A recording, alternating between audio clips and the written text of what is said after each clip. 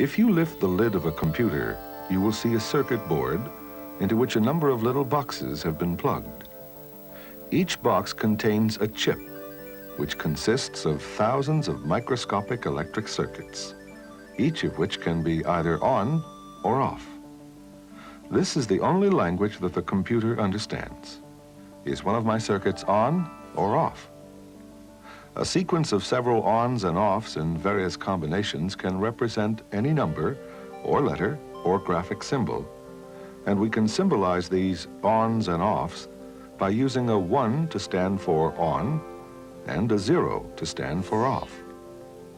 Most computers can represent any of the symbols on their keyboards by various combinations for a total of exactly 8 ones and zeros. Since this language or code is based on 2 digits, 1 or 0, just as a bicycle is based on 2 wheels, or a biplane is based on 2 pairs of wings, it is called the binary code, from the Latin word binarius, meaning 2 together. And each of the 1s and 0s is called a binary digit, or bit for short.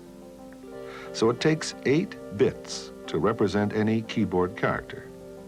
Such a group of 8 bits is called a byte. 1 byte is the equivalent of 1 character. This computer can store or remember roughly 32,000 bytes. That means you can feed a program into it that uses up to 32,000 characters, letters, numbers, or graphic symbols. Just as a kilometer is 1,000 meters and a kilogram is 1,000 grams, so is a kilobyte roughly 1,000 bytes. This computer, therefore, has a 32 kilobyte memory, or a 32K memory for short. But the memory of most small personal computers can be extended to at least double that, 64K. This may sound a lot, but it isn't. The average page of a book contains about 2,000 characters. It's a 2K page. So even a 64K computer can only store as many characters as a 32-page book.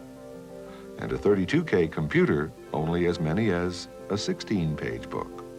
Although, of course, a computer can do a lot more with its characters than a book can. But that's another story.